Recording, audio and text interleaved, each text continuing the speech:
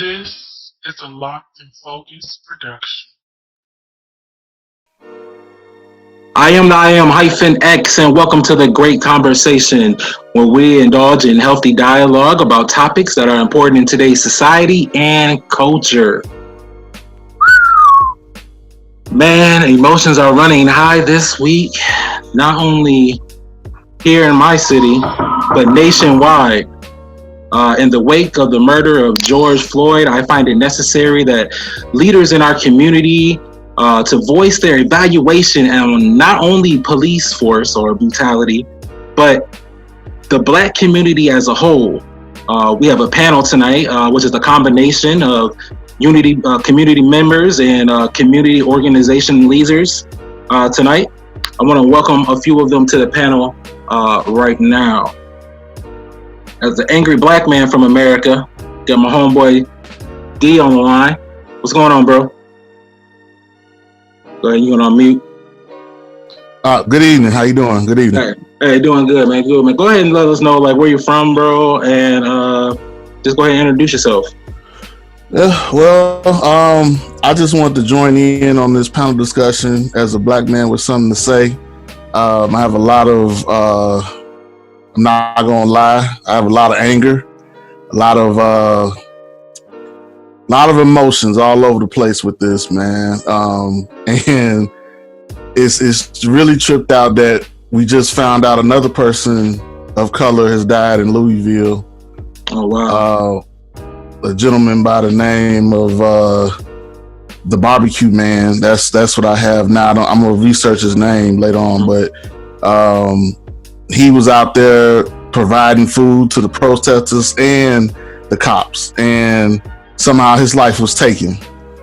So another hashtag. And I'm from Maywood, Illinois. Born and raised Proviso East graduate. And I'm just here a Black man with something to say, man. That's it. Man. We appreciate you, man. We appreciate you coming on out and coming on to the show here.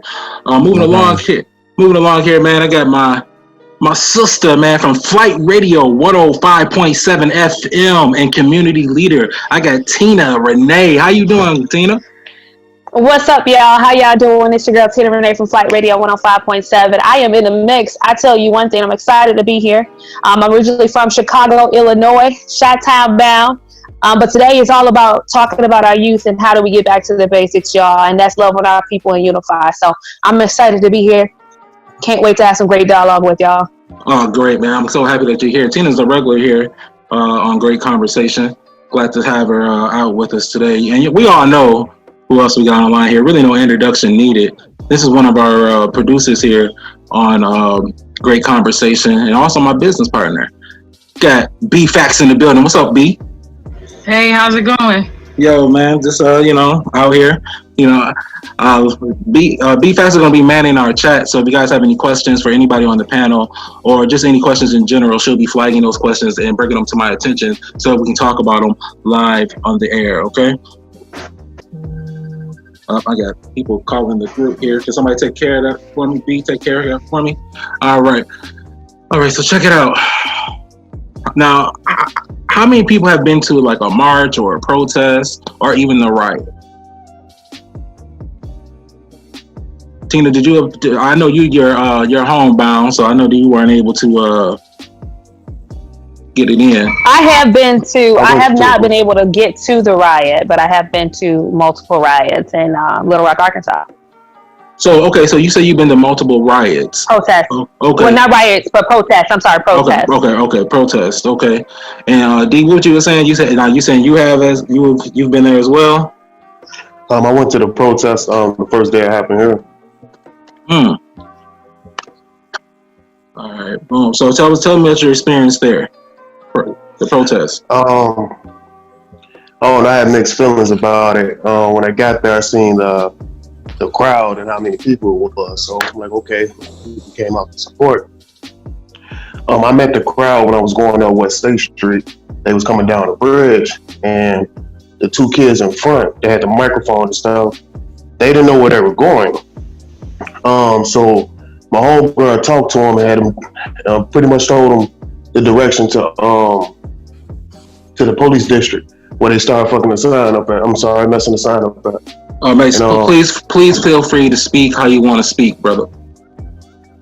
Okay, bad. But yeah, so they went ahead and got them down there. So it was way more white people than it was our people. Correct. And I definitely had a problem with that. Okay. So first of all, who is this? Is this Calvin? Oh no, this is all love, bro. All love. Okay, bet. Okay, bet. Okay, then let me give you a proper introduction, man. This is my brother here, all love, from the No Shades organization. Thanks for coming on. Now, tell me why. Now, everyone did notice that there are more white people in the streets than there are black people in the streets. Let's just talk about that. Let's just get into that. So it is my stance that our movement has been hijacked. It's been hijacked it's been hijacked in the nature of it has been taken, like, we are looking for other races to stand in our stead. You know what I'm saying? Because I do understand that here, when we had the protests and everything, our black leaders, they went ahead and they did speak out against going to the protest. And I think I believe that was a major factor in us not showing up. I think a lot of it's, I'm sorry, yes, a lot of it is because we didn't know who was actually promoting the dang on protest. So we've done our research. Let you know, most people don't know that I am a part of 100 Strong. I've been reaching out to them for the last couple of weeks in regards to the situation because they had posted out there way beforehand that they were going to do the protest. So me, as being a journalist that I am, I'm reaching out to them and saying, hey, what's going on? Who's over it? Trying to do the research online. And actually trying to get insight from the different folks that is actually involved in it to see exactly what's going on. Nobody knew that this was going to take place. What color, what creed, what's going on until they started to release the videos and things of that nature. But still to this day, if you go out there, nobody has the instruction of what's supposed to happen, when it's supposed to happen, where it's supposed to go. It's complete chaos because there's no leadership form out there. It's kids coming together that want to make a stand. And I think that's the thing. Yeah, and for that very reason is why I believe that prominent figures should have been there. They should have been there so that they could influence and help direct. Because I don't want these children, I don't want to be guilty of what I find the generation before me guilty of. You know what I'm saying? Not really reaching back and empowering. Anybody else want to comment on that?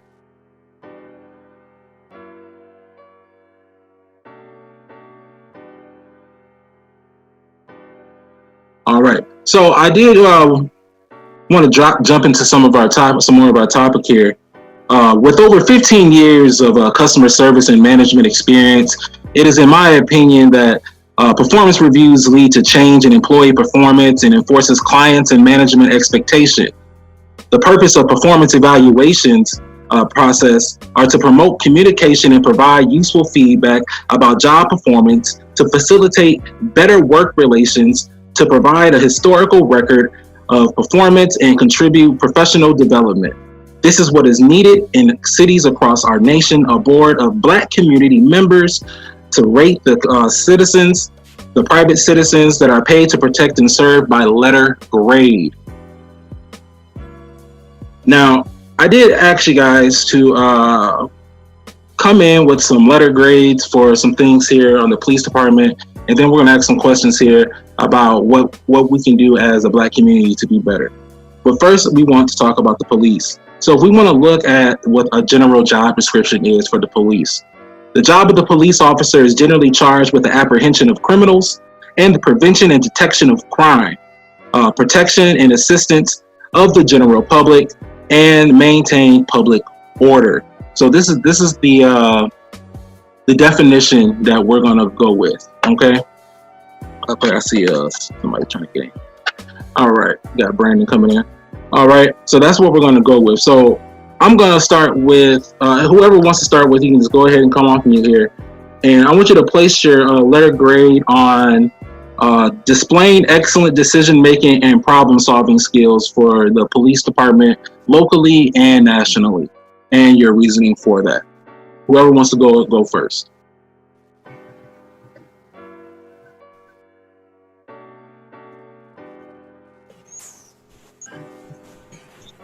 Anybody? Oh, okay. Well, I would locally give police departments. Is this nationwide or just? Yeah, you can go locally and then nationwide. So you can get 2 grades, one for the local and then one nationwide. Locally, I would possibly give them a D, only because they have not reached out to the diversity of the community, which is getting diverse by the year. I live in Pickerington, Ohio. This is a predominantly white. Said a lot of the things that go on in this community are not actually held to a standard of inclusiveness.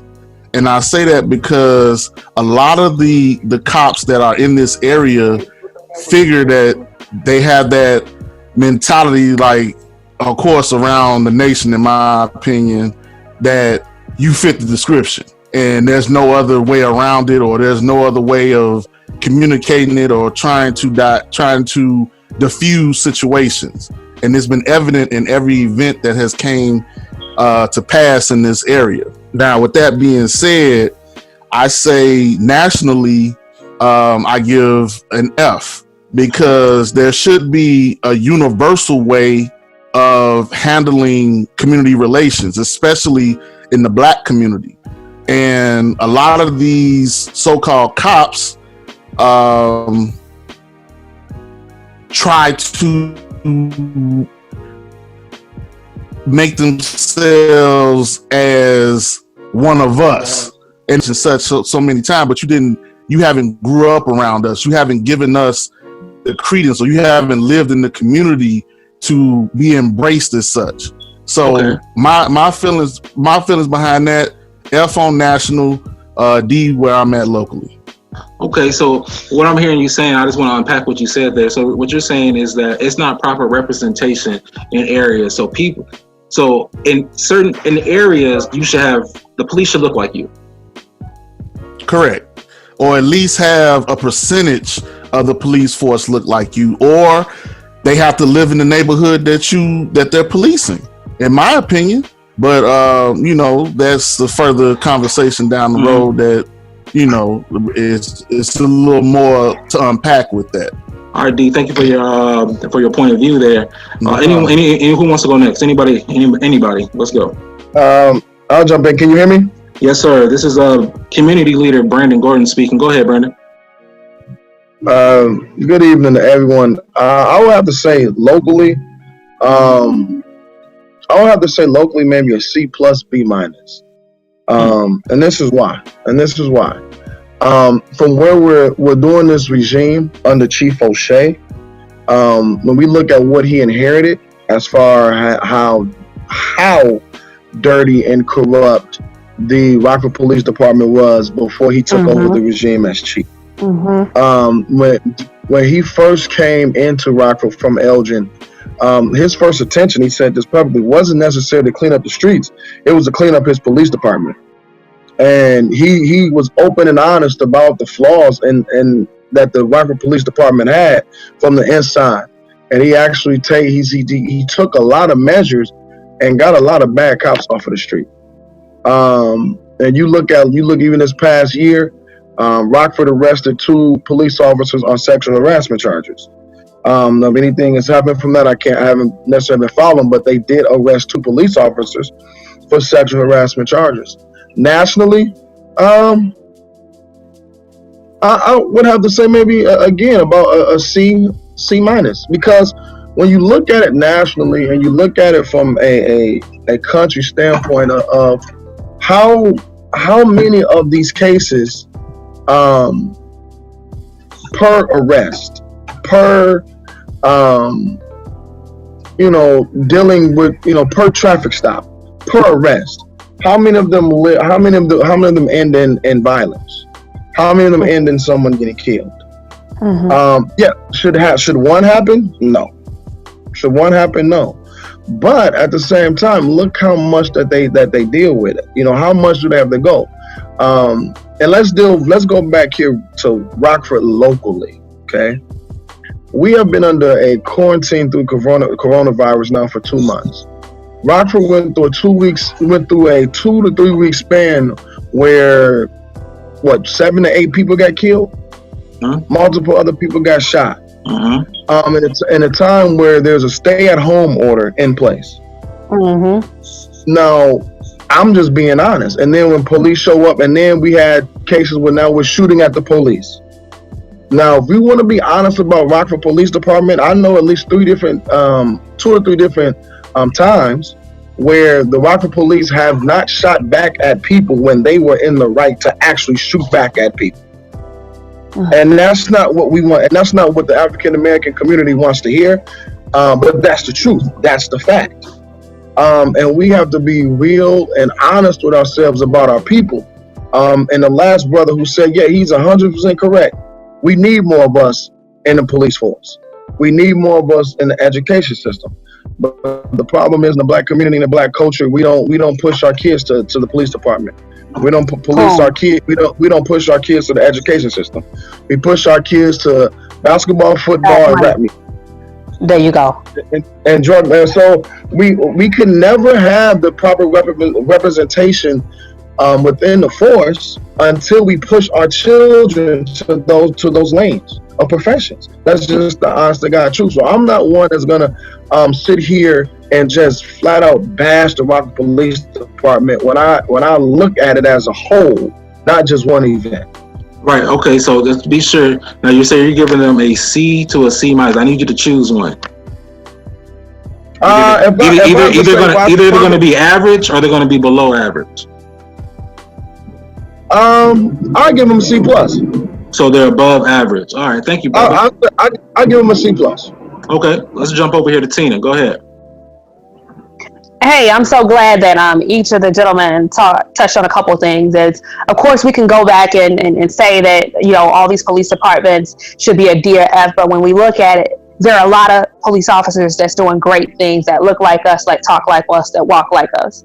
And when Brandon said something, and I actually wrote it down and I actually put it in a group, you know, for African Americans to actually get into the force or want to go into the force, don't forget their nephews, their cousins, and everything of that nature, maybe selling drugs out in their streets.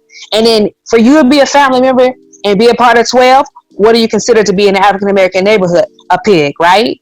So how often do you see African Americans want to go into the police officer, being a police officer? Because guess what? They may end up locking up a family member. Then what? Then you have to worry about a conflict of interest. So much to do a deep dive into it. I watched a video the other day on an arrest, and a white man said to a black gentleman, hey, how about you go out and apply? The guy said, fuck that. You know, when it all boils down, there's a lot of different factors as to why we here, and it's all around the world. So obviously we have to come up with a policy or procedure to get us to be in a level playing field where we understand that, you know, putting your knee or excessive force is not okay. Of course, that has to be dialed into. But also bad cops, good cops, also, we have to look at it too. There's not all bad cops out there. No difference than justice in your workplace, justice in school, and justice in medical care. You guys, we got to look at this as an overall look of just injustice, period. We have to do an overall look at what we need to do in different to make sure we take our equality back. And I say we've given up a lot. We don't vote. We don't exercise our right to vote. We're not utilizing the resources that we have. We don't have proper resources in our community. And a lot of it is because we're scared to take that next step. So how do we get our kids, our future out of being scared to take that next step? Well, thank you for sharing that. Now, to everyone else who just joined, I don't have time to go ahead and introduce everyone, but soon I'm going to propose the question, and then you go ahead and just introduce yourself and your title. The question was, we're going ahead and we're giving a local police department a letter grade here on displaying excellent decision-making and problem-solving skills. Anyone who just hopped on, go ahead and go for it. anyone. Rhonda, did you mention a conversation you had today with our police chief? No. Just coming on. Hi, Rhonda Greer Robinson, NAACP president. I had a discussion with Chief O'Shea because I received like 2 complaints that it was a white man yelling nigger to people in West State. Mm-hmm. And, when it comes to a letter grade, I would probably give them a C+. He's pretty good. If I call, he calls me right back. But, it's real funny. I was out riding my bike before the meeting. And I said to him also today, I said, I've been getting complaints about the police officer attacking African-American young men in unidentified vehicles. Mm-hmm. And he goes, oh, no, there's none out there. But I rode right by one on my bike. Mm-hmm. And he was sitting in a SUV, and he was a police. So, I guess they tell you what they think you want to hear. Of course. So there's some bias there. Yeah. And of course, we have to continue police watching. Yeah, that's no different than when you call your cable company and you do a complaint to your cable company and they kind of tell you what you want to hear. You know what I'm saying? Just give it a little while, look at it, unplug it, things of that nature. It's called appeasing. It's called appeasing or pacifying. And I believe these recent events came with a baby is tired of the pacifier. And even though these recent events led to unguided rage amongst adolescents and outsiders, even though, what good do you think is coming out of it? Because I can name several. One being this panel. 2, I saw African Americans, blacks, on a stage with people that I've never seen them interact in public before. On a stage in front of all of us. But I was very disappointed that they got up there and did this to us. They wagged their fingers at us. When I believe, this is just my stance, I believe that if more of us were there, more of the noticeable figures, even though we didn't know who was really behind it, this is supposed to be our city. And that's what happens when it's misguided rage and outsiders come in and they go crazy. But I do like the fact that now we're all coming together and trying to work towards solutions. Anyone want to piggyback off that? I do appreciate O'Shea trying to come forward and speak with people before they began the protest so that the protest might have the possibility of being a peaceful one. I think there are far too many young people that don't have the emotional fortitude or maturity to respond to what is happening in our community in a reasonable way. I often hear Black people speak of, it will take good white Americans to fix this problem. And that is a damn problem. I mean, there's no reason Black people can't fix the problems in our own community. And as a member of the public school system in an administrative position, the tendency is for them to continue to oppress. It is truly a pipeline from the prison, from the public school to the prison, because they oppress our culture in ways simply because they don't understand. And so that is what goes on in the police system. They don't understand the people. We seem unfit to them in some way. Okay, I see it the way they treat the children at school. Mm-hmm. It's like something wrong with us, and there's not. No, I definitely understand that. So, with a letter grade for maintaining excellent, fair community relations, what would you give them? I will give them a D, especially I only interact with the police as it references my African American sons and as it references students in my school. And they appear to be more, they're supposed to be in schools as a friendly officer, but sometimes they tend to be there as an intimidation factor, and that's not going to work. Yeah, I don't look at my grade for them in the public school system is a D. Yeah, and that's what teaches pretty much the children how to interact along with the parents, who are also probably 9 times out of 10 products of the same public school system. Okay, so I know I hear a lot of this all the time when we're talking about the police. You know what I'm saying? We're talking about the police behavior towards us, and somehow it gets flipped to how we interact with the police. Are they not the professionals? Do we not hold them to a higher standard? Do they not have a job? Do they not have a job to do? You know what I'm saying? Do they not have a requirement? Yeah, do they not have requirements? Do we not have when you're on your job and you're not doing good, you get reprimanded by your supervisor. Well, this is a public private citizens with a public job serving the public, and we should have public access to every citation. Every access to every citation, because these are people that are charged with protecting us, and I need to know what's going on with them. I'm sorry, that's what happens when you become part of the public. Like, I should know everything about my child's bus driver. I should know everything about my child's teacher. You know, these are dealing with the public. So I want to like I heard a lot of that. And what about the letter grade for exercising excellent communication skills? Get the fuck out the car. Put your fucking hands up. Should to get respect, you have to give respect, right? If someone is coming at you hostile, don't you tense up? You already scared. You better not. No, don't tense up. Don't tense up, brother. Don't move your hands. Don't move, Demetrius. Don't move. And don't know your rights, because if you know your rights, then that's all over. Exactly.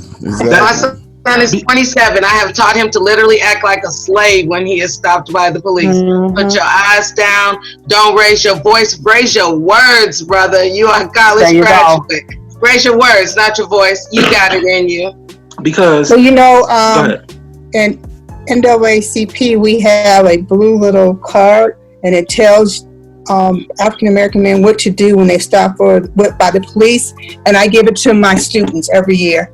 Okay, pause, guys. We're doing it again. We're doing it again. Fathers, right? We're doing it again. We're once again going back on teaching Black people how to interact with the police. The police needs to learn how to interact with us. They are the professionals. I think, but I get what you're saying.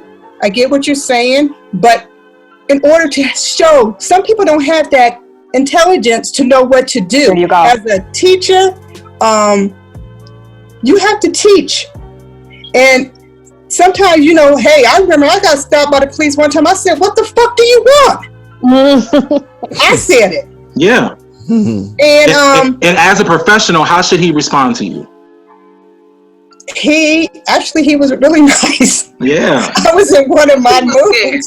I had just witnessed something that really got in my spirit wrong. I was coaching track, and I was up at Auburn, and they had cuffed this Black boy and just kind of set him on the ground. I'm like, really? That's what you do? And I said this to the police officer.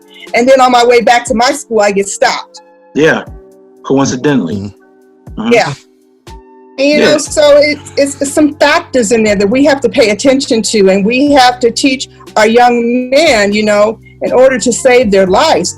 As I stated all the time, I teach leaders. I teach my boys and girls in my classroom to become leaders. And that's something that we have to focus on, because if we're out here, we're trying to be an example, I'm not perfect, but I was watching the protest, and it wasn't like shaking the fingers. It was a learning process. You know, they screaming, fuck the police, fuck the police. The police are not perfect. No, They they're do not. some things wrong. And, you know, and someone questioned me when I said I wanted a panel, a police advisory board. What are they going to do? Well, we're going to talk to them. We're going to tell them what we don't like, and then we're going to move forward. People forget about, they talk it politics, but you need to go forward with it and do the actual work. Correct. There you go. I agree with that. I agree with that, and I believe that everyone has their purpose in the movement. You know what I'm saying? Everyone has their purpose in the movement. So you do have some of us that are more word savvy, that can write it down. You have others that are going to go out there and tear some shit up, so that we have the attention. To tell that we have the attention. You have some that are going to rally up the troops. Question. Yes. The question, you said tear some shit up. Yes. After tearing it up, what did we really gain from that? The fact that we tore some shit up. The fact that business is going to leave from out our community. The fact that they have the right to. But guess the thing does happen that way from a corporate standpoint. I'm not going to invest in my dang on in a city or a place that is not going to give me, that has tore my business down. I'm going to pull out. You think for me, I would think that our people would say, okay, GM is pulled out. Rockford has suffered for many years because a lot of manufacturing has pulled out. What else do we have here? Our people say the same thing. We don't have much. Now, here's why I always say, yeah, we tore some shit up, but what are we going to do to rebuild? Where do we go from here? After we protest, after we've done all this yelling, after we've done all this crying, after we've done it, we have not done anything. We haven't strategized. We haven't planned. That's not true. We haven't initiated anything besides talked a lot. That's not true. That's not true. I don't agree with that sentiment. And the reason why I don't agree. Hold on. Let's let D go, and then we're gonna let President Greer go. Go ahead, D. Now here's what let me clear something. When I say talked a lot, is you said, listen, we're going to stand for this no matter what. But as far as putting things to action, we have not put no pen to paper whatsoever. I do say Tommy McNamara and O'Shea has set up meeting with all the community leaders to come up with a format of what we can do as a result of what action? Oh, because of the protest. Now I'm telling you, this protest was needed. Now, don't hear me say that protesting was not needed. No, don't say that we had to take a stand. And riot. Everybody, the riot and looting really got their attention. Like, hey guys, we want them to stop fucking everything up. Come sit down. Come talk to us. We need you to get these niggas under control.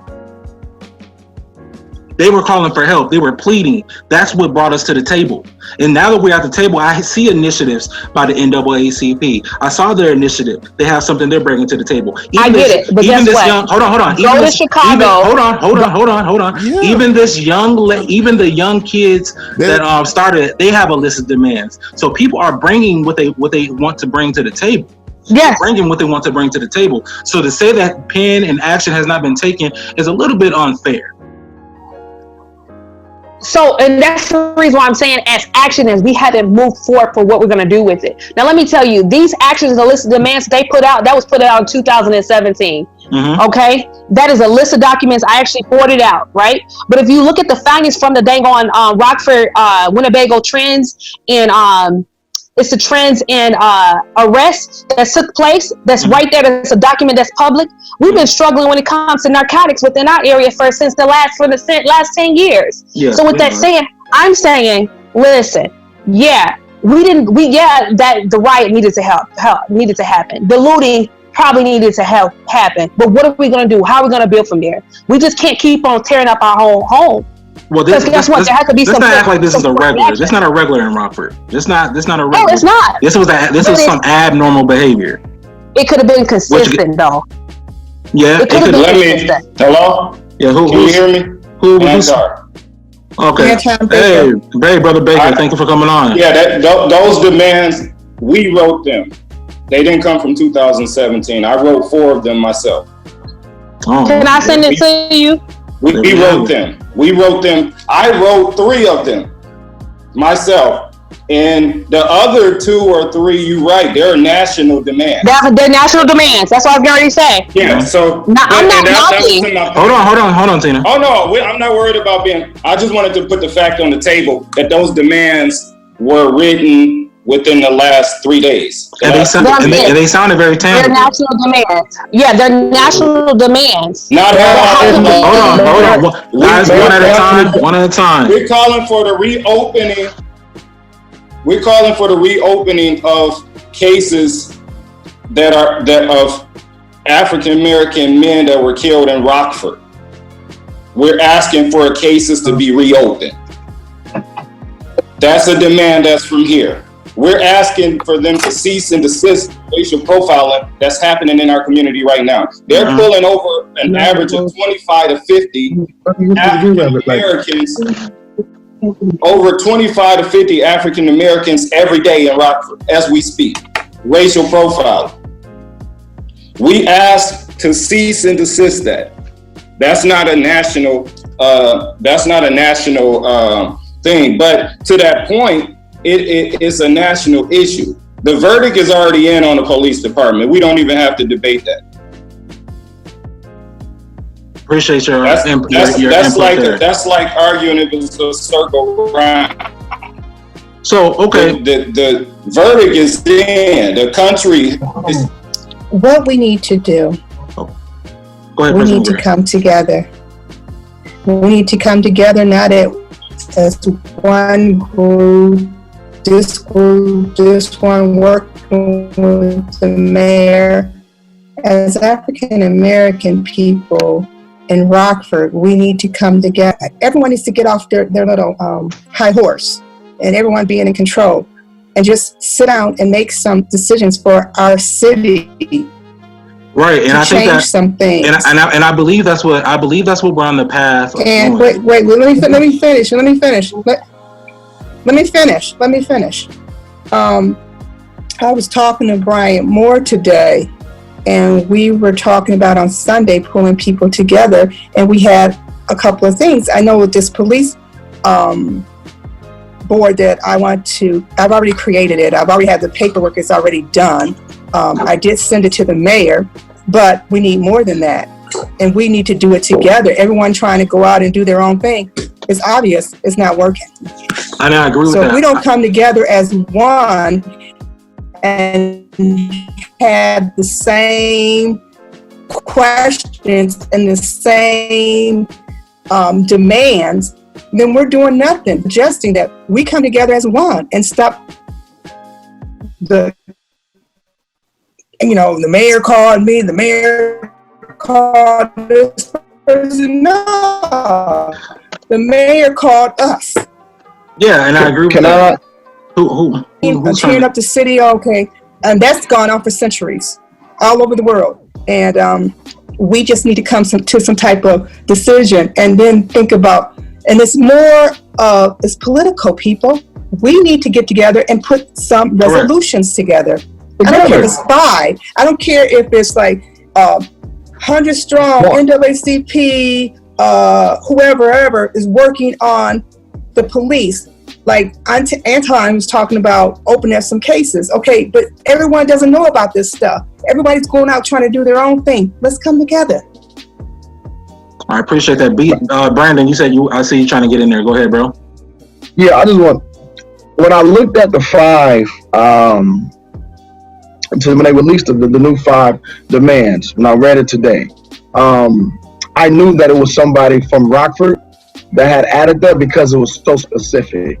So I'm going to say to Brother Antar Baker, thank you for getting those names and those cases out back in the forefront. Now here's my issue. Okay, here's my issue. It takes in this town. We're talking this town. It took George Floyd to get killed for that to happen. Here's what we know about this town and what we live in. As Black people, we're so divided amongst ourselves, like Ms. Rhonda Greer was saying. I took a group of teenagers to Bloomingdale, Illinois to go through NCAACP youth bill, and we went through that police officers class. That police, how to handle police training. It's something that all black youth need to happen. Now I'm gonna say it like this, and people may not like it. The police are an authoritative figure. They're no different than any supervisor, boss, or manager at your job. And let's be honest, we got some supervisors and bosses at your job every single day that treat you like trash, talk to you how they want to talk to you, and then what happens? They have to talk, you either obey their commands or they fire you. And so we have to learn and then come back and teach our youth how to deal with aggressive police officers. We have to teach our youth how to limit their interaction with police. We then have to come back, and here's my biggest issue, man. I'm in the education system as well, in RPS. The black community, okay? Here's what's pissing me off about us. We don't yell or protest or do nothing about our self-inflicted wounds. That's not true. We only want to protest and yell and cry when something. No, bro. Okay, listen. That's not true. If you really want to, bro, they just marched on School Street 2 weeks ago. Daz, listen to me, bro. I work at Kennedy Middle School every single day. And when I tell you, it should be a protest every single day for what happens in that school and how the district treats that school. And how the parents allow their children the food.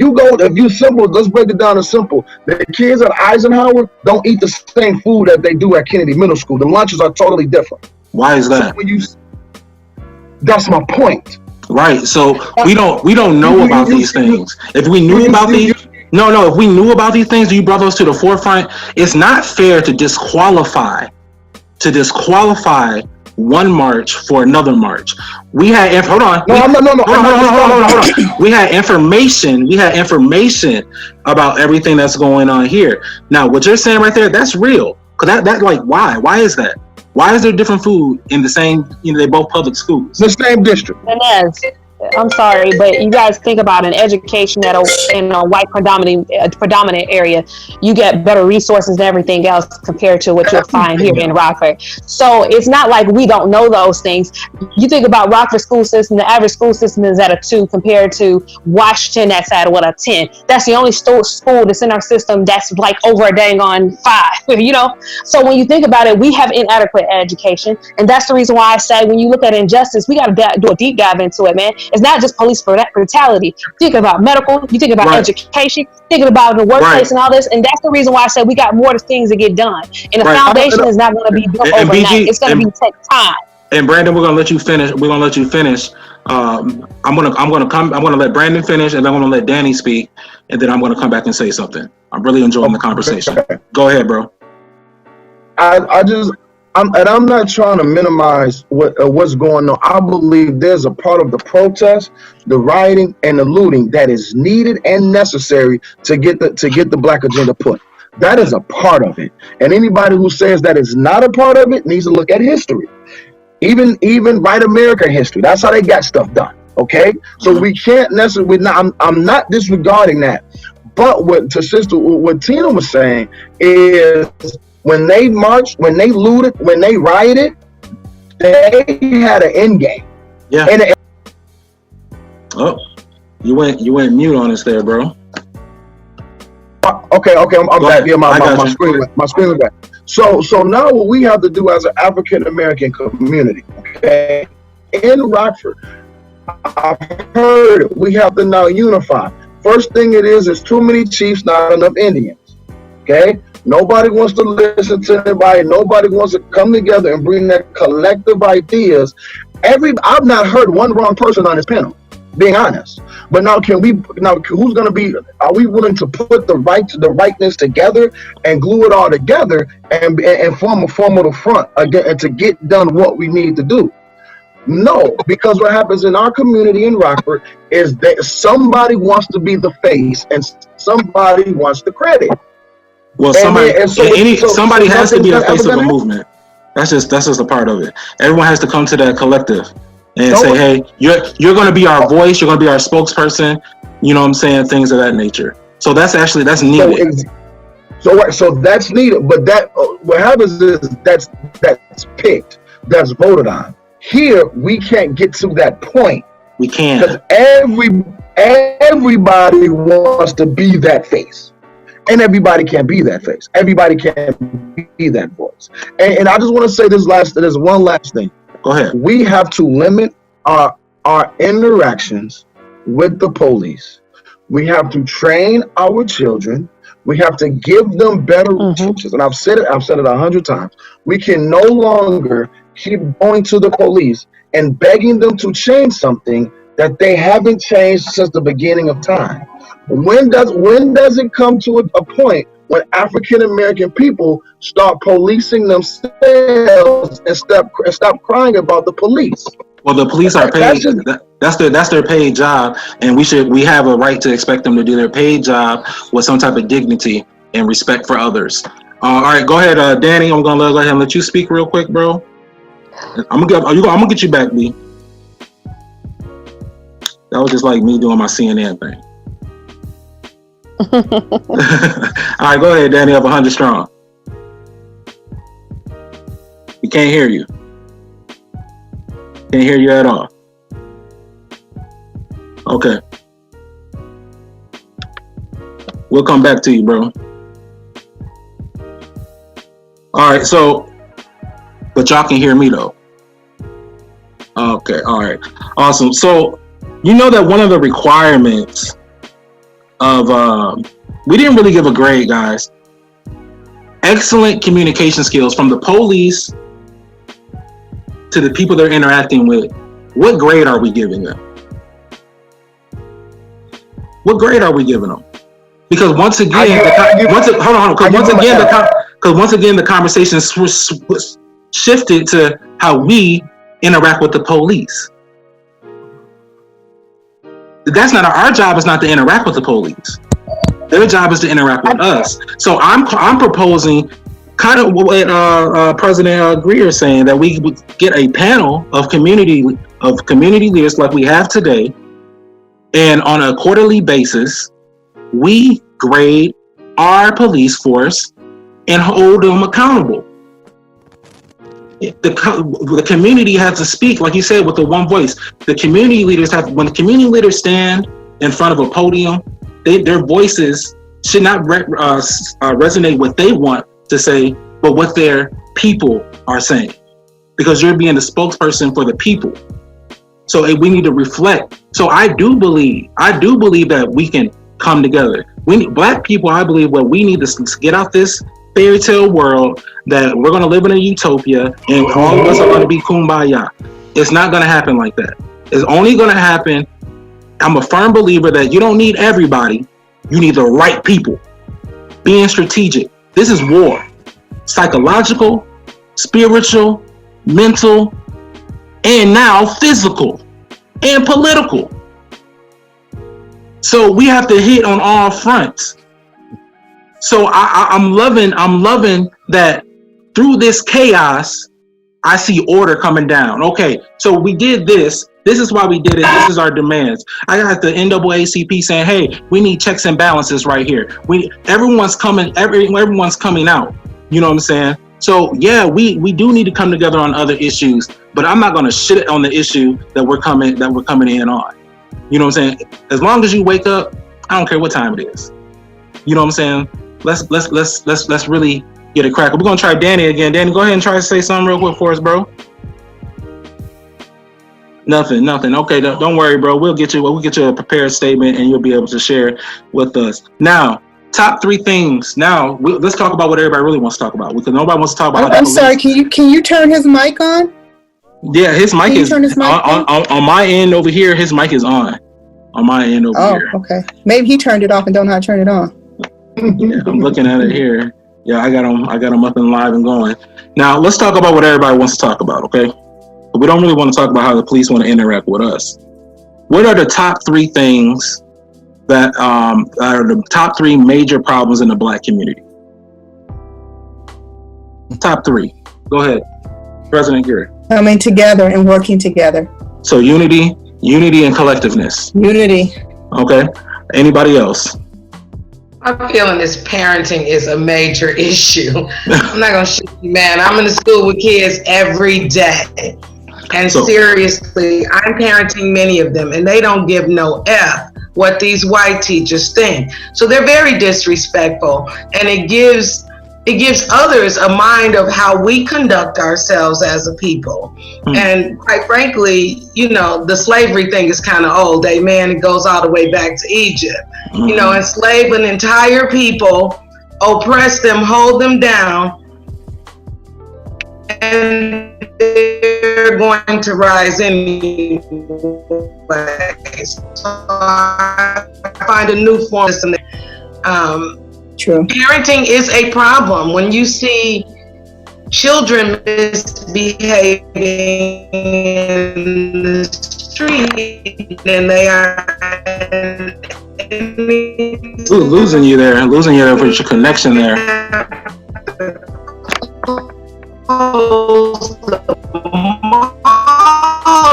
So children, unless their parents are there, for Christ. All right, grandparents cannot parent. No. I wish I would have caught all that. Grandparents are not parents. So on parenting. Where do we give? What letter grade do we give us on parenting? F. I'll say this. Go ahead. Grade than the police. I'll give it a D. You know, you have your good and your bad. You know, you always have your good and bad. I've had some really good parents and some really bad parents. When it comes to respect, and then, you know, sometimes I have to say it, the white teachers don't say the right stuff. Don't ask any kid about their hair. Is that your real hair? I had to check the teacher because of that. So.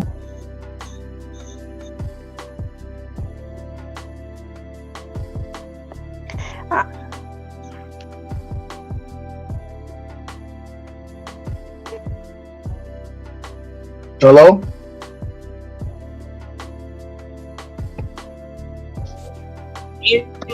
All right, can you hear me? Everyone still here? Yeah, you back in, Dad. All right, bet. All right, sorry about that, guys. I think they got us, man. This what happened when there's too much realness going on here. Now we getting an F in parenting, and Dr. Greer probably gonna give us. President Greer probably gonna give us an F in unity. What else is another problem? We have parenting, we have unity. What else is the other problem facing Black America? Clearly organization, clearly strategizing, clearly mobilizing. There's a serious, deep-rooted problem in our community that is not going to be addressed over a panel discussion, not going to be addressed over having a kumbaya sit down. Yeah. It's going to have to take a lot of sitting down and having mirrors on everybody. Because you could say the parents get an F, okay?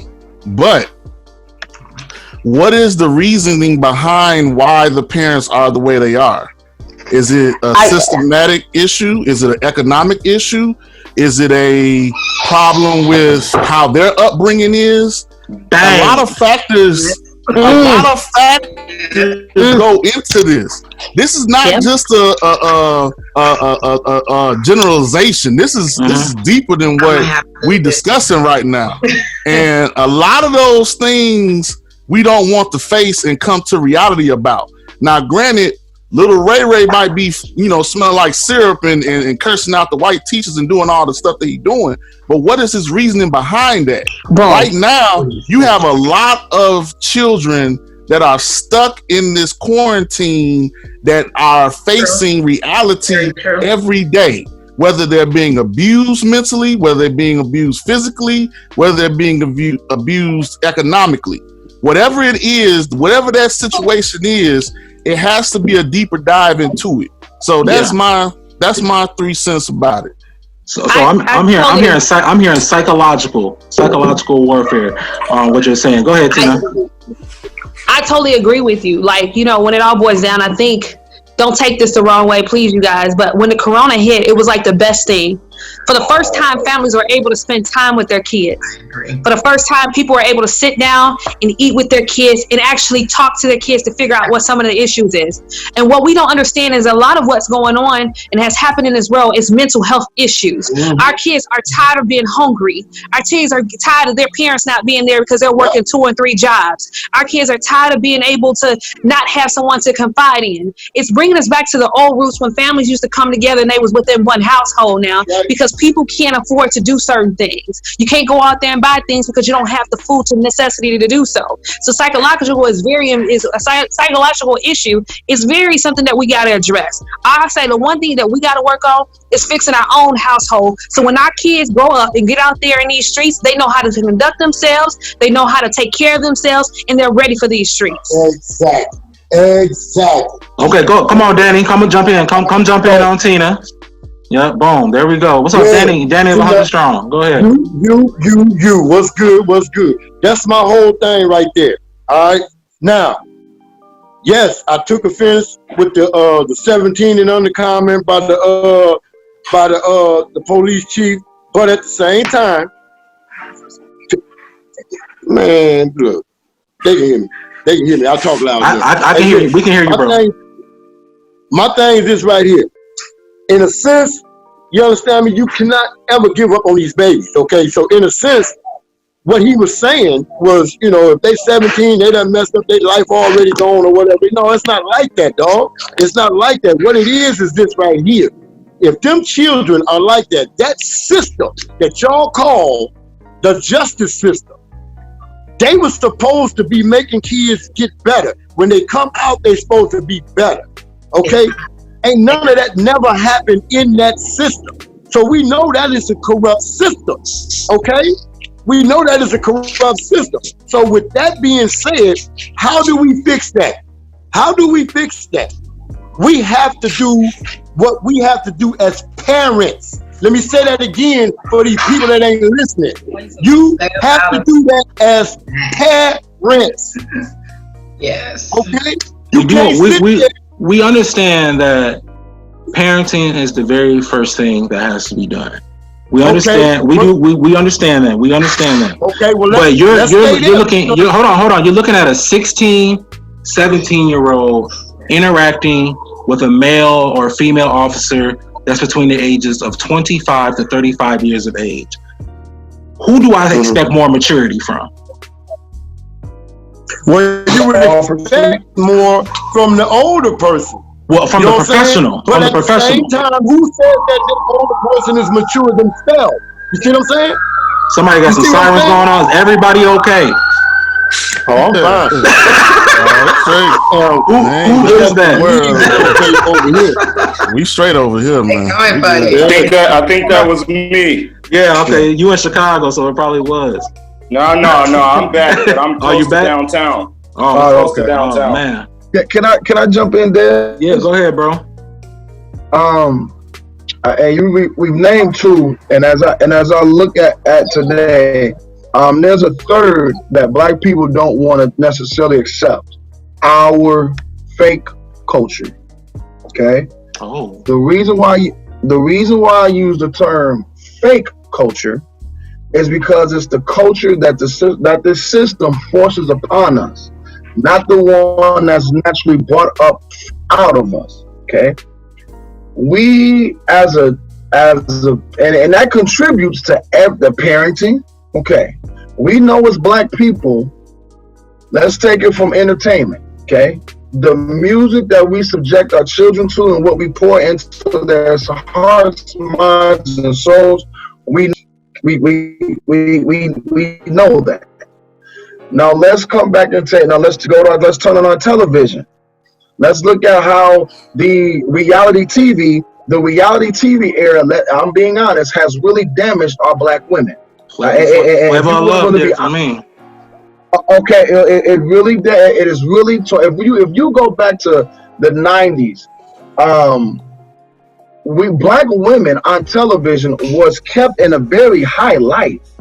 When you turned on your TV and you seen a Black woman on the TV, you seen a Black woman look at, you know what I'm saying?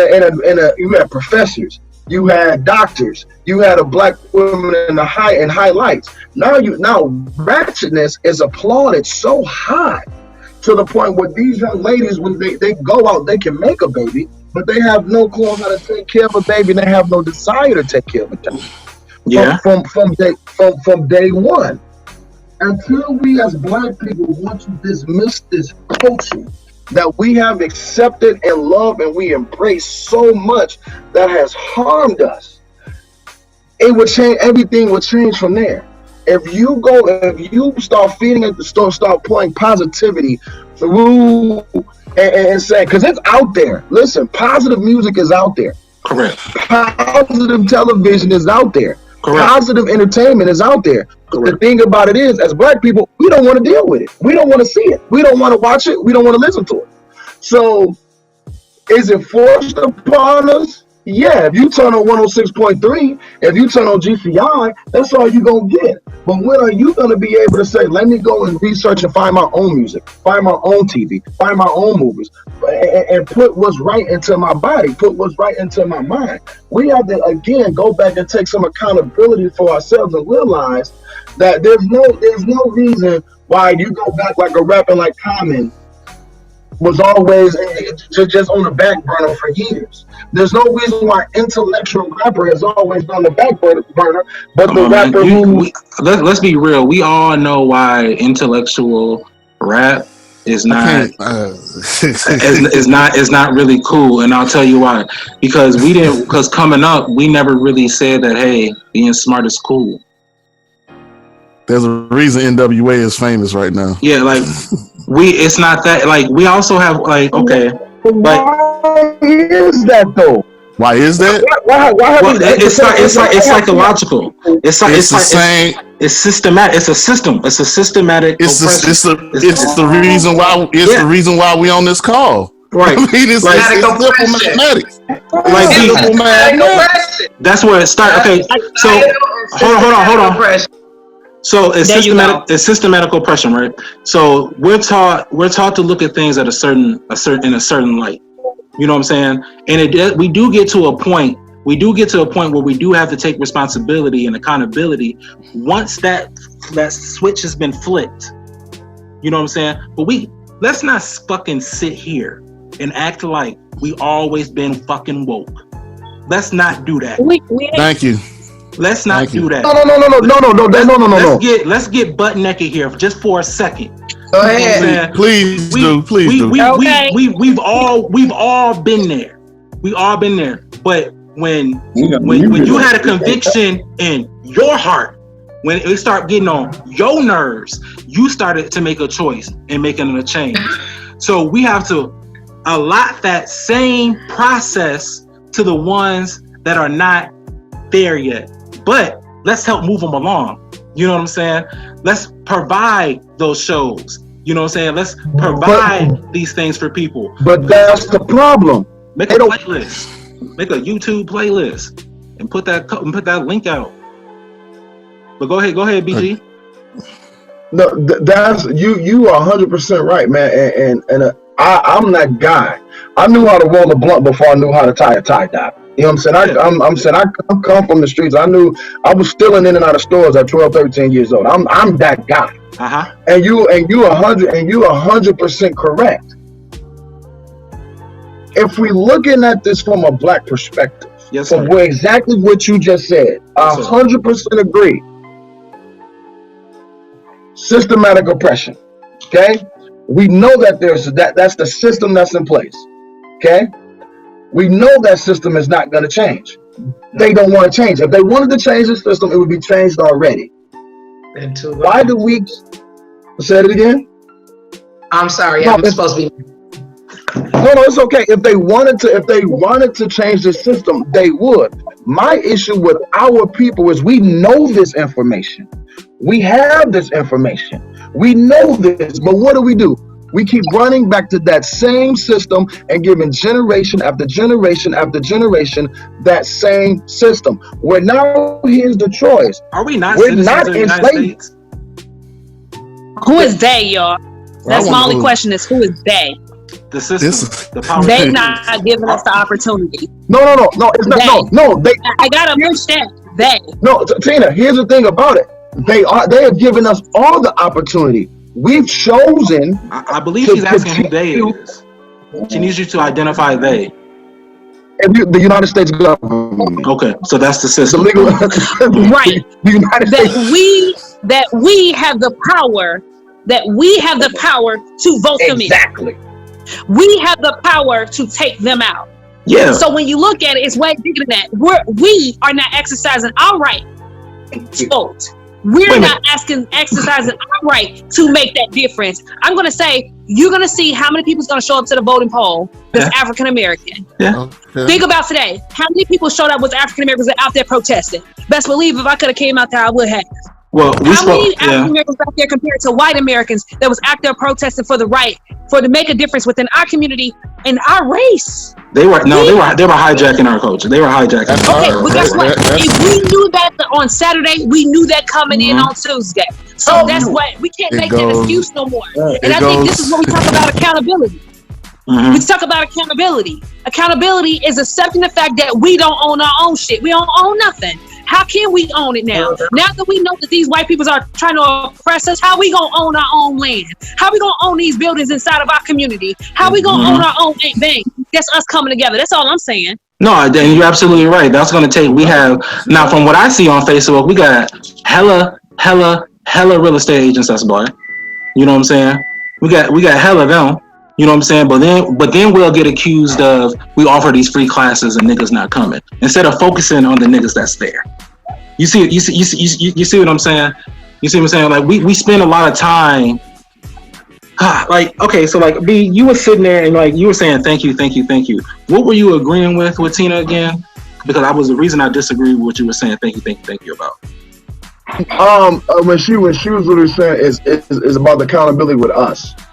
When she was outside the United States government, she was literally telling me like it comes back to us and saying, when are we gonna do it? Okay. Can I ask you? I just want to ask the panel one question.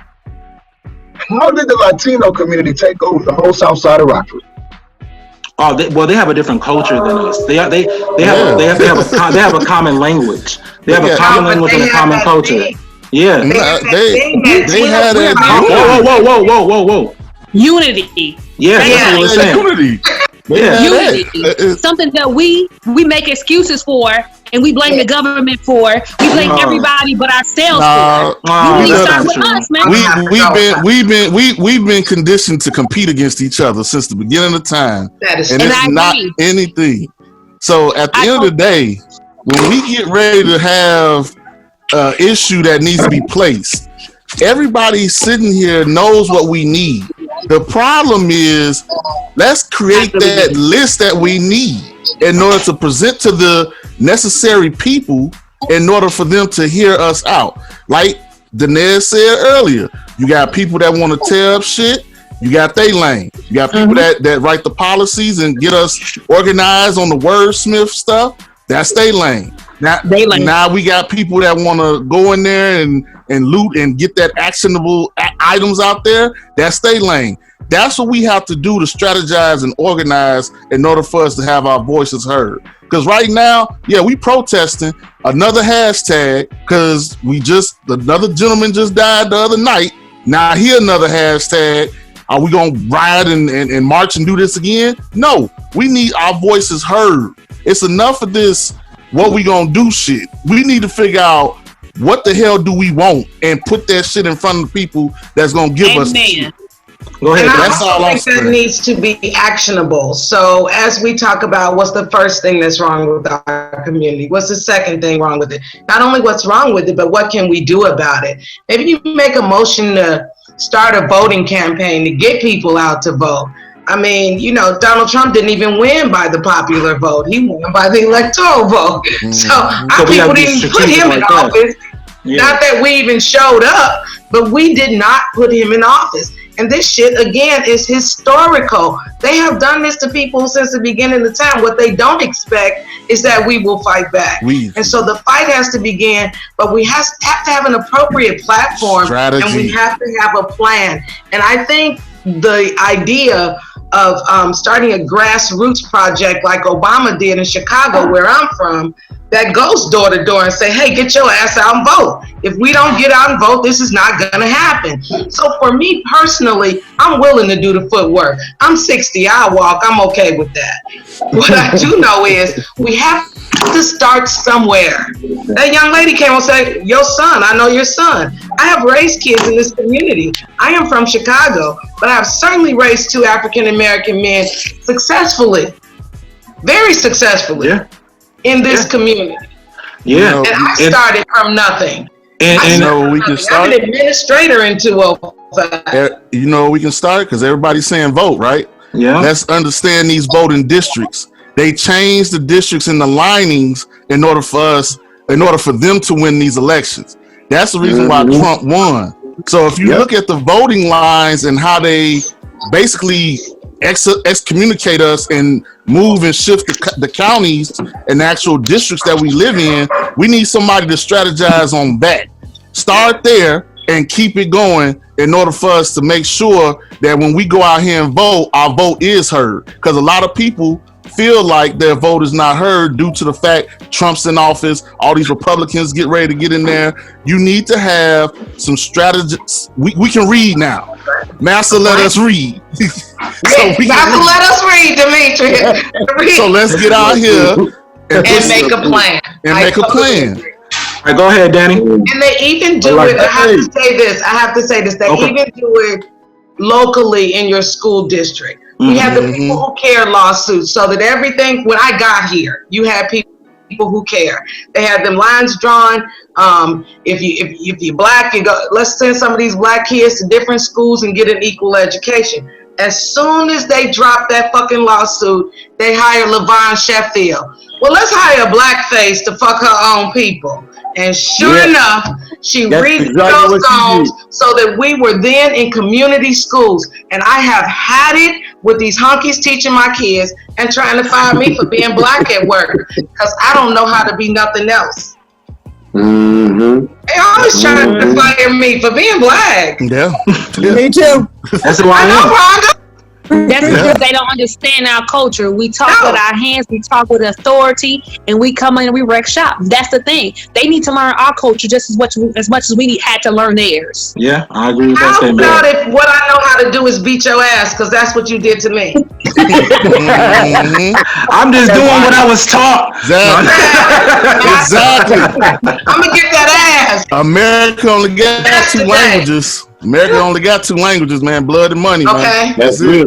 Go ahead, Danny. I know you want to say something real quick. Hey, all I want to say, I don't know. I guess y'all wasn't talking about what I was talking about earlier, but all I want to say, as far as when it comes to what we do around here in Rockford, man, we work with a gang of organizations, not just our own. You know what I mean? So we are out here in the community reaching these other organizations, trying to build something with them to where the whole community sees everybody coming together. Yeah. You know what I'm saying? That's what we try to do. Bia tell you, we always reaching out to him to see if he can't come do some things with us. You know what I'm saying? We're reaching out now to a lot of other agencies. The sister from the NAACP that was on here today, you know what I'm saying? We're reaching out to them. We're reaching out to a lot of other people because it takes a village, okay? Yeah. And now, when you talk about what we're going to do, that right there is the question that whoever has the answer should be at the table trying to let everybody else know. Yeah, Roland, let me hold on, let me finish. Go ahead. If you have an idea that I don't have, you know what I'm saying? Maybe your idea will work. Maybe the idea that I have may not work. You know what I'm saying? Mm-hmm. But with all the ideas at the table, we have a lot of options. You know what I'm saying? Yep. So it is what it is, man. I mean, we can't sit. And I heard the sister say something about people want to be in charge and all that. Look, that is what's wrong with black folk today. No, somebody has to be in charge. Can't nobody be sitting there, you understand me, thinking that they better than nobody else. Okay? We all in the same boat. All right, Can I? if you can drive this ship a little better than I can drive this ship, then damn it, do it. Yeah. It's just simple as that. Either way it go, the work needs to be done. And we can be done doing all this other conversating all you want to. Okay? The bottom line is who picking up a shovel and who getting to work. Yep. Yeah, most definitely. Now, okay, we are going to touch on that. BG, go ahead, and then I'm going to say some things. I just want to, Worley, and I just want to ask Worley a question. And this is when, and it was funny, man, because Worley, I've been, rocking with 100 Strong since day one. Mm-hmm. I remember it was a time when the city didn't even look at y'all incredible and had you guys listed as a terrorist. That's group. Right. That's right. That's right. Now I'm being honest. Now I love you. Is Mr. Antar Baker still on here? Mr. Baker, you still on here? Yeah. I'm waiting when my turn is gonna come around. You gotta jump in, man.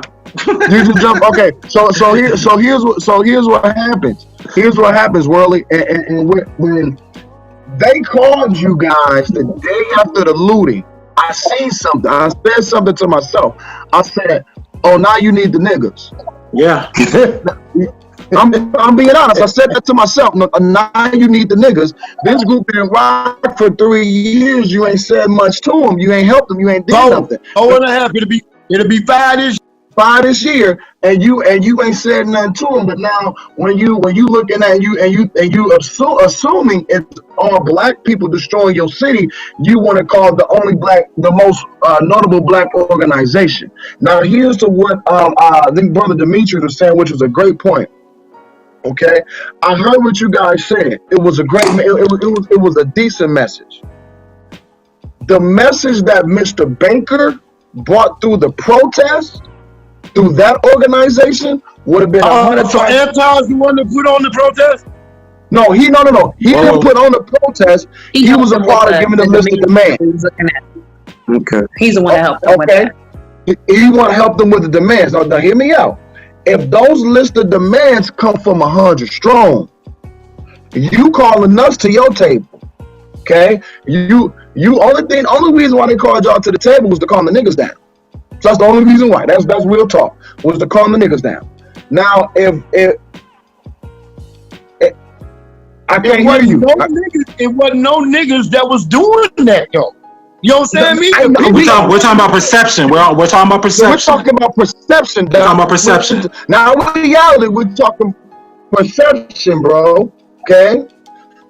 So now, if once they call you I thought right now, that puts you guys in a position to power. When you at the table, now, instead of the list of demands coming through an outside agency, through Antar's working with 100 Strong. So, hey, they call me, y'all. This is what we need for them right now. If you want us to deliver a message, give us this done right now. And listen, if we take those 5 listed demands and say, give us this is where I'm at. Give us this right now, or we gonna tear this whole city down. Oh, there it is. That's how that's when the looting and riot. That's when it works. Look, first of all, let me say this, bro, because I love you too. I love you too, dog. So it ain't never no love lost with us. I love when you tell me exactly what's on your mind. But see, this is the thing that needs to be understood. We've been working with the city for a while. It ain't just when they called us up. We've been working with the city, doing a few things. Now this that happened, you understand me? Didn't happen. It just happened to where, it was a dialogue that we needed to talk about anyhow. So it just ended up being something that we ended up having a conversation about, which now, and I see Sister Greer's back on. I've always been on. Everybody's meeting now. You see what I'm saying? So we're all at the table, so to speak. There you go. You know what I mean? So it's not like we don't have voices in the city that's being heard. The thing is, let's sit down and map out a plan of attack so we can make this stuff happen, man. It's just simple as that, man. Like I said, I'm going to let Antar speak, and then I know that President Greer wants to speak, and then we're going to hop back over to BG, and then I'm going to say something, okay? Go ahead, Antar. Okay, first, it wasn't me alone that helped him. You good, Antar? You good? Okay, You good. it wasn't me. It wasn't me alone that helped to put the document together. But everyone remembers. Everyone saw the movie Friday, right? Yeah. Do you remember the scene when Debo took the man's bike? The man went home and got his father. He brought his father to help him get his bike back from Debo. But when the father saw Debo, he was like, "Fuck that shit, nigga, you wrong." Mm-hmm. Yeah. That's the position we in right now. Yeah. We want to blame the victim. We want to talk about what the black community is wrong. Because we don't want to fight Debo. We scared of Debo because Debo is massive. But the problems that are affecting our community the most is coming from the outside. And it's creating internal issues. And that's one of the biggest divides in Rockford is that dividing line has been created within us. And I'm saying this, yes, we need to do community work. But you gonna outbuild Black Wall Street? You gonna outbuild Rosewood? You gonna outdo Madam C.J. Walker? I'm not saying we don't need to build like that, but we have to build and destroy. But the community, you got some on the side that say, I see sometimes charity can be toxic. Yeah. And so our community, 100 Strong and all of the organizations deserve, man, I get upset when I think that y'all paying for stuff out your own pocket. That upsets me. The work y'all doing, y'all should have a $10 million budget. See, and that's when we have to utilize the talents within the community. And someone say, "Hey, I'm a grant writer. Let me come over here. I'm a grant writer. Let me help y'all get the funds that you need." You know what I'm saying? Hey, 100 Strong, let's meet up with Right Way and let's go out here and get people to fill out these census reports so that we can have the proper allocations. You know what I'm saying? Things like that. We start showing a united front. But Debo got our tax money. Debo got our tax money. Well, unfortunately, I will say this. Unfortunately, this is where we are. There are ways to manipulate the system. They showed us. You want me to? Okay? There's ways to do it. Go ahead and say it, sis. You know what I'm saying? Go ahead, sis. Go ahead and say it. Like we know how to. We have to know the language in the times in which we're in. Bingo. You know what I'm saying? Bingo. And I'm gonna let President Greer go ahead and speak because I did promise her. Antar, I really appreciate what you just said. I am gonna double back to you. Okay? Mm-hmm. Go ahead. President Greer. I've been really, I turned my camera, I was eating, but I was listening. And I heard you talking about voters registration and how we did not get out to vote. And that's how we got this yo-yo. I mentioned voters registration. Somebody told me that wasn't important. I'm a deputy register. I go out and I try to get people to register to vote. People have told me, black people are people. I don't have time for that. And they tell me I'll be right back, don't come back. So it's an interest. They're not interested in voting. And Shauna talked about parenting. And parenting is a part of that, you know. And my class, when we have circle, I stress to them, tell your parents to get out there and vote. Tell your parents to fill out their census. And I try to give them the rationale behind it because the census, that determines who represents us. And we have to remember that. And it talks about our fundings, what we get in our schools and things like that. But as far as organizations and coming together, we're going to have to come together. We can't go out there and say, we got to say us. You know, we're working together as a team. We have to put that team word out there, and all the organizations come together. And I was talking to Brian Moore today, and we were strategizing on how to pull everybody together. We're going to send out a link and try to ask people to join. I tried to pull the community in a couple of weeks ago. I did a town hall, and I asked for the chief, the mayor, the state's attorney, and then I pulled some people from NAACP. I pulled our state president, our regional director. Nobody got on.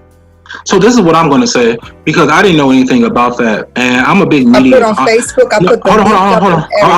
I'm actually about to offer a hand. Next time you have something like that, send me the link. Okay. She's gonna send Tina the link because we're responsible media. We're responsible media, and we have a platform. And it's going to take all of us working in conjunction with one another. You know what I'm saying? So I propose this. So we did all this talking, right?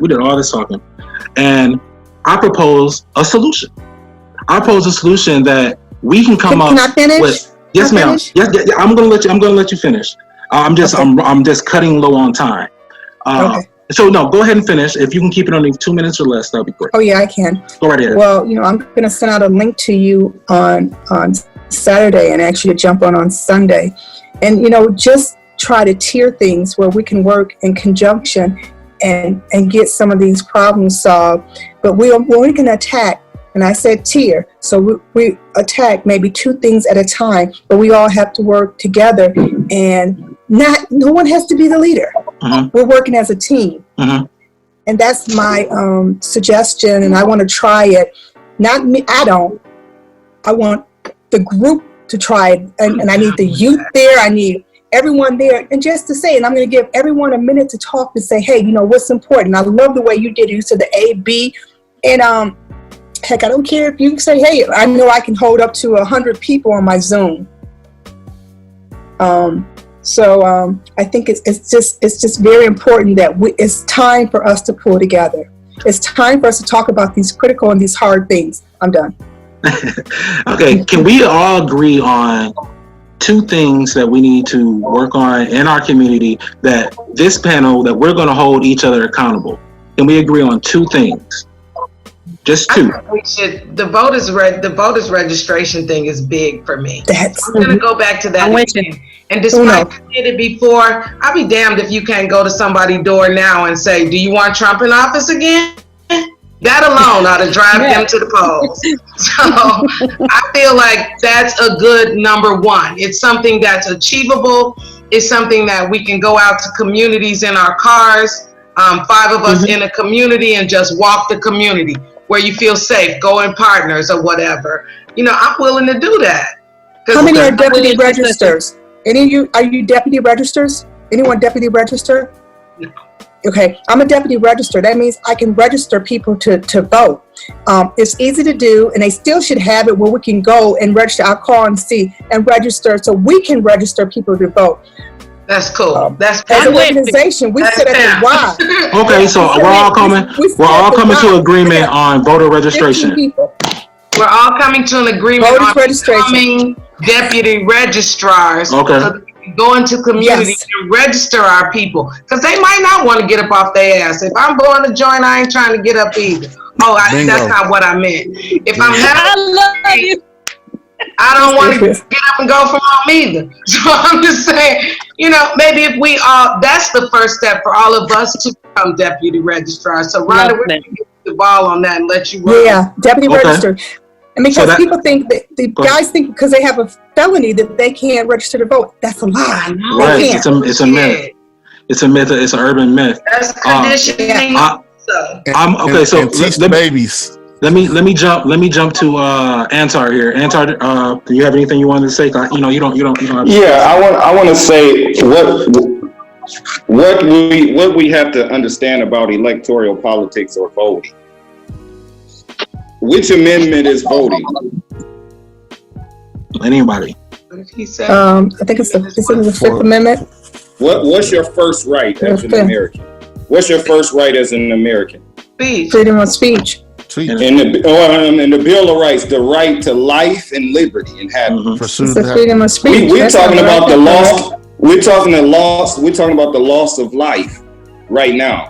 But dude, the whole thing is a lie. You want me to state it? Hold on. What do you mean the life alive? Hold on. Let him finish. We don't have a right to life. We can't save our children from being killed in the street by the police right now. That's what the world is on fire about right now. Yeah. And what voting is something you do normally. That's a normal human activity. That's a crime. No, it's not, because people don't do it. They do. Why don't they do it? Dr. choose King, not to do it. Dr. They don't know King's- the reason why to do it. No, you know why Dr. King stopped prioritizing voting? Go ahead. Because he said direct action, direct confrontation of the sick. The Poor People's Campaign, when he was killed. Yeah, the 3 Poor months People's before he was Campaign killed. is still around. Okay, let me finish. No, but it ain't. It don't No, have he was Dr. not King. killed with the Poor People's Campaign. He was killed with the Garbage Men. No, he was killed in Memphis. He was killed 3 weeks before the Poor People's Campaign. They weren't worried about. Let me finish, please. They weren't worried about what was going on in Memphis. They was worried about what he was about to do in 3 months in Washington, D.C. He was about to bring all poor people from America and camp out in D.C. indefinitely, not until a vote happened, until the United States government wrote a check. That's what he was about to do. And that's what we're talking about right now, direct confrontation, because it don't matter who is in office. When you confront them like that, because we're dealing with some abnormal. If someone's foot is on your neck, and I ask you for help, and you say, "Well, vote about it." Yeah, that's not, and I'm not saying that that's not something you. That's something you do. That's not an extraordinary action. We need extraordinary action right now. Right. Okay. So what will you feel that we can do, Anton, right now within our means that we can do to change well, this? can we narrow it? I want to hold on. I want to narrow that question down because I want to narrow that question down. Out of the 5 lists of demands that the organization proposed, which one of those 5 things